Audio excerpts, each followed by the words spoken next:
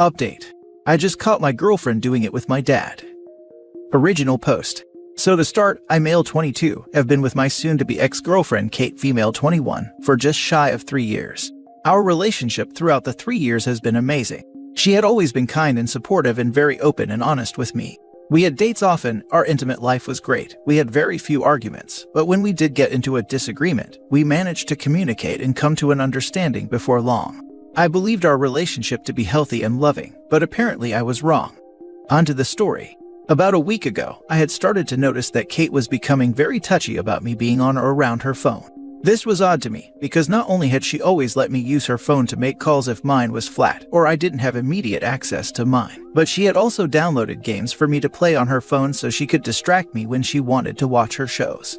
Kate began snapping at me for asking to borrow her phone, or snatching it out of my hand if I was so much as moving it away from the edge of the counter so it wouldn't fall. And whenever I questioned her behavior, she brushed it off and explained she was just in a bad mood. Her constant dismissal of my noticeable confusion began to annoy me, so I asked her if she was hiding anything from me, which led to an argument about her saying I was accusing her of infidelity and not trusting her, and began trying to get physical with me. In which case I shut the argument down and told her to sleep in the guest bedroom. She was very angry about it, but I told her we would talk about it in the morning. When we did talk about it, she apologized for her behavior and gave me her phone.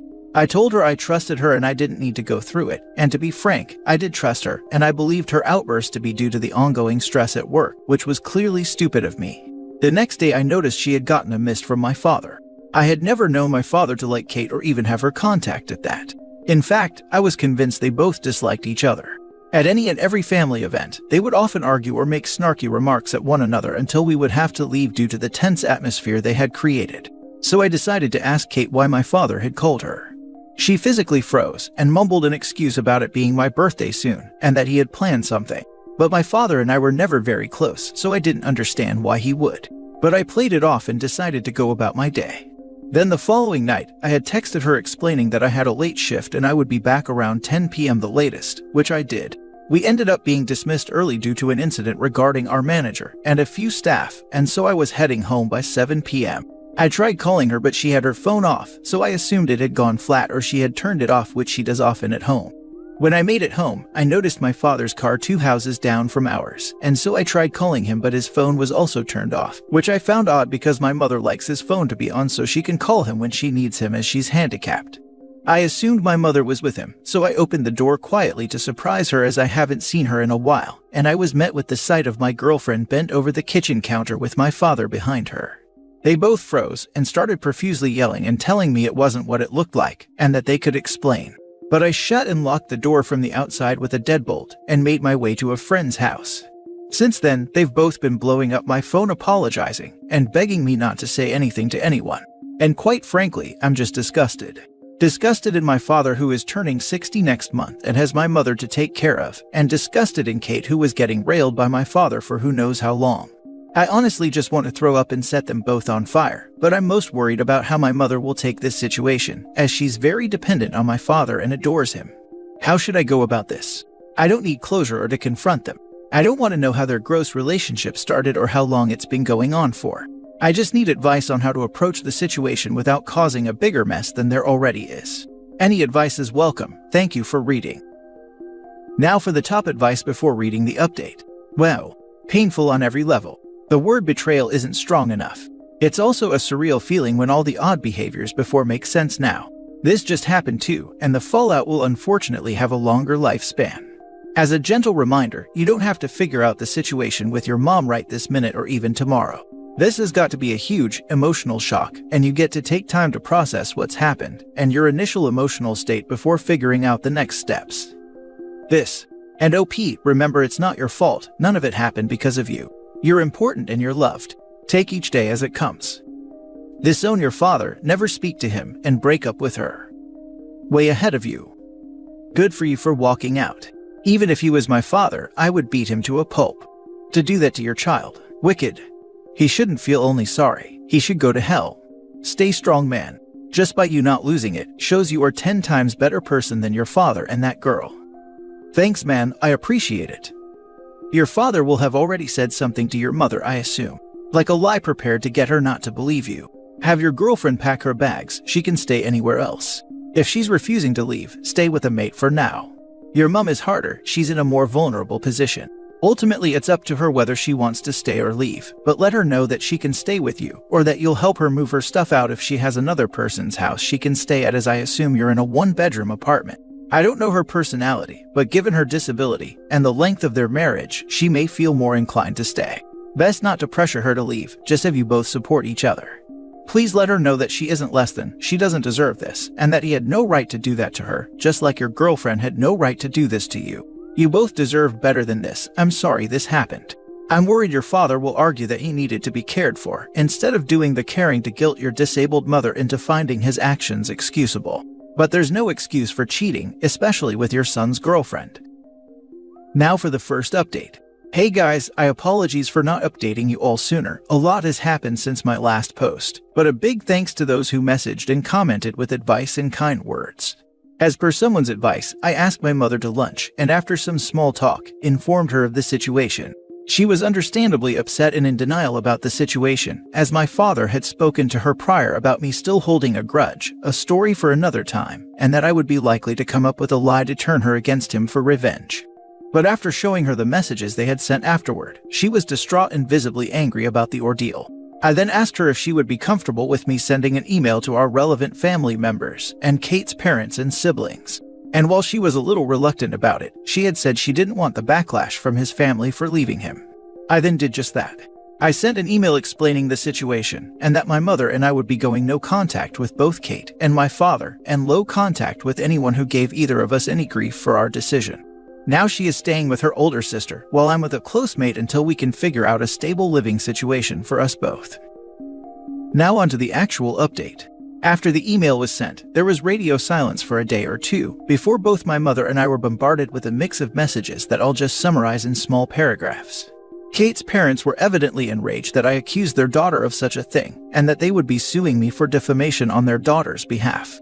I then took the liberty of sending them the screenshots from both Kate's and my father's messages, and they left me on scene for a couple days, before replying to me and informing me that while they wouldn't sue me, they would appreciate if I kept the situation under wraps. My father was the first to message my mother, attempting to convince her that I staged the messages, and that I was being petty and lying. And when she wouldn't believe him, he accused her of cheating on him, and trying to find a way out of their marriage, which evidently isn't possible for my mother as she has trouble getting from place to place on her own. He then apologized and told her he was just frustrated, and asked to see her, and when she declined he again accused her of cheating and staying with her lover while abandoning him. My maternal grandparents and paternal grandparents had very different messages, and not in the way I thought they would. My paternal grandparents apologized for his behavior, and told my mother that if she needed support in the future they were available, and informed her they would be disowning and going no contact with my father. My maternal grandparents, however, despite being the people that raised her, told her that due to her injury and not being able to fulfill her husband's needs, it was only right of him to look elsewhere for fulfillment. And while they understood that it was wrong because it was my partner, Kate was available for him, and my mother should forgive him and move on. They also made a point to state that my mother needs my father more than he needs her. Kate's two older sisters reached out and thanked me for telling them, and informed us that if my mother and I, needed any assistance in the future in regards to my mother's health, as one is an elderly caretaker and the other is a physiotherapist, that they were willing to help. These aren't all the messages, but they're the relevant ones. I'll make a part 2 so this post doesn't get too long. First and foremost, I applaud you for handling this situation with admirable strength and unwavering resilience. Second, and pardon my language, your dad is a conniving, egotistic, idiotic, and selfish son of a witch who deserves to live his life in isolation and regret. Third, your maternal grandparents are apparently as idiotic as your dad, and ironically they have a commonality: none of them deserves you or your mom. Fourth, your ex is a vacuous nymphomaniac who, like your father, deserves to live her life in isolation and regret. Lastly, I wish that from this day forward, you'll have a great life and a loyal partner to spend it with someday, because you deserve it. I hope 2023 is kinder to you, sir. Now for the second update. My mother and I gave ourselves a few days to get through all the messages and phone calls, and blocked my maternal grandparents as well as my father, as my mother didn't already have him blocked. I contacted my landlord and real estate agent and informed them briefly of the situation, and that I was no longer living on the premises, and that I would like to have my name taken off the lease. Luckily, our lease was being renewed in that coming week, and the next day they contacted Kate to inform her that I had taken my name off the lease for the following month. And in the next week, if she was unable to take on my portion of rent, she would have 3 months to vacate the property. I don't know how she reacted, but I could tell it wasn't overly ecstatic as her parents contacted me and asked if, despite everything, I would be willing to pay for her rent just for this month, because she doesn't have the money for it at the moment. Obviously, I declined and told them that I no longer have anything to do with her anymore. They then informed me she was pregnant with my child and needed assistance from the father of her baby, and this would be a last goodbye. I just laughed and told them I most definitely wasn't the father of that baby if she was pregnant, and if she needed assistance from her baby daddy to contact my father, then I hung up and blocked them. On a brighter note, my mother and I have just put a down payment on a house together and are looking into hiring a caregiver to help my mother for when I have work or trips out of state. My father has attempted to call both of us from multiple phone numbers and had numerous family members try to persuade my mother into meeting up with him to chat, and as a result, my mother and I have gotten a new phone numbers to avoid his mess. I also happened to hear from a mate that Kate is trying to hire a lawyer so she can get child support money from me, but apparently because she has no proof I'm the father and refuses to take a DNA test of the baby, she hasn't had any luck. Edit. I forgot to mention it above as I didn't see it as important when writing this, but Kate is apparently 5 weeks pregnant. We haven't been intimate for just under 2 months, so the baby is unlikely to be mine. If it is, I will pay child support, but I want proof before I pay her money for a baby that may or may not be mine. Just to clarify, Kate and I weren't having issues during the time we weren't intimate. I was too tired to initiate due to work commitments, and at the time I assumed she was as well, but it's likely her needs were met by either my father or other parties. Something else I forgot to mention, yes, I did get in test for STIs and UTIs, and any sort of infections I may not be aware of, and all tests came back negative, so I'm in the clear in that sense. You're absolutely correct to block and go no contact with the lot of them, anyone who is even 1% on your father's or Kate's side. There is zero excuse or reason to do that to your husband, nor your son. I feel like the maternal grandparents need a particular call out. I could never fathom saying what they said to anyone who had gone through being cheated on, let alone my own daughter. They 1000% should have had your mum's back, and they have absolutely failed as human beings. I hope it all comes good for you and your mum. You guys did nothing to deserve this. The only people that deserve this are people that do this. Agreed. It would be bad enough to hear that from the paternal grandparents, but her own mother and father. Only thing I can think is that they are familiar with having to deal with her handicap and related issues, and thus consider her lucky to have a man at all or some BS. Even if they were right and he needs to step out to get something he can't get at home due to wife's handicap, he could have tried to reach an arrangement with his wife first instead of cheating. I am in no way trying to excuse or justify or mitigate maternal grandparents' egregious response, just had to try and figure it out for me. It was so shocking to read. All that aside, even if he had an open marriage arrangement and stepping out was previously approved, he definitely didn't need to be with his own son's significant other. So reprehensibly vile. Have you told her parents that you can't be the father, and if there's proof, you're willing to pay? Because that should shut them up. Aside from that, I wish you and your mother the best. Rough situation, but I hope you're making it through. Once I've gotten my mother into a stable environment, I'll indulge them in their drama. But for now, I have to focus on getting my mother comfortable. I'll definitely inform them though, thank you. Your mother is lucky to have you. Sounds like you have each other backs through this horrible betrayal. Thank you for the support and kind words. Last story. My girlfriend is having a hard time since she found out her ex is getting married. Original post. I, 28 male, have been dating my girlfriend, 30 female, for about 8 months now, and things are going well for the most time. We normally meet once for dinner during the weekdays and then spend the weekend together. But the last time I saw my girlfriend was 2 weeks ago, and since then my girlfriend has not wanted to see me because she needs some space. The reason she needs the space is because she was hit really hard by the news of her ex getting married. She dated him for 9 years, from the age of 18 to 27. From what she has told me, they broke up because they were not on the same page about the future of the relationship. My girlfriend wanted to get married and he never wanted to get married. So eventually they broke up. It's almost been 4 years since they broke up. I never even suspected my girlfriend might still be having feelings for him, but after watching her strong reaction to his marriage, I can't be so sure of that. The guy is getting married to someone he has dated for less than a year. And yes, it's weird, but I don't think it really deserves that much of a reaction, unless she is still in love with him. I am at a loss on how to proceed, guys. Any advice will be appreciated. Now for the top advice before the mini update at the end. It's the Harry and Sally moment, and yes, I'm dating myself here. She spent 10 years with her ex, and they parted ways because she wanted marriage and he didn't. So the breakup in her mind was mourned as we wanted different things.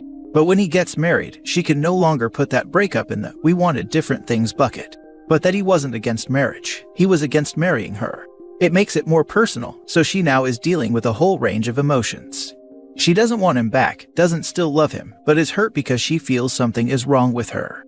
Now saying all of that, I'm not sure if I could jump back into a relationship with someone who stopped talking to me because they needed to mourn like this. It would irrationally make me feel like second place. And depending on how serious the relationship is, I might choose to part ways. She clearly has some stuff to work through. So you have to decide if you are good with waiting to see, or if you prefer to just cut your losses. We can't answer that for you. 8 months into dating my now husband, we were serious, so I would have waited to have a discussion, but other people, nope. I have decided to wait till the end of the month. If she is still taking space by then, I will know what I have to do. And I am sorry, but I haven't seen the movie. Sorry for digressing, but I highly recommend it. When Harry Met Sally might be 33 years old now, and I haven't seen it in at least a decade, but I remember thinking they really nailed the dynamic of a friends-turned-lovers relationship. And the dialogue still felt fresh in a timeless sort of way last time I saw it. I have absolutely no feelings for my ex anymore, but when he got married, a part of me felt funny. I'm not sure how to describe it. I wasn't jealous, but I was immediately hit with a wave of memories. It was an odd reaction for me, especially given that I broke up with him and was even the first of either of us to get married. I didn't, however, push my husband away, and I didn't need space. So you didn't ghost your husband for weeks. That's weird, because according to everyone here, it's completely normal and acceptable to do that. Now for the little update. I have decided to break up with her, but I will wait 2 more weeks before telling her. Hopefully she will be in a better headspace by then.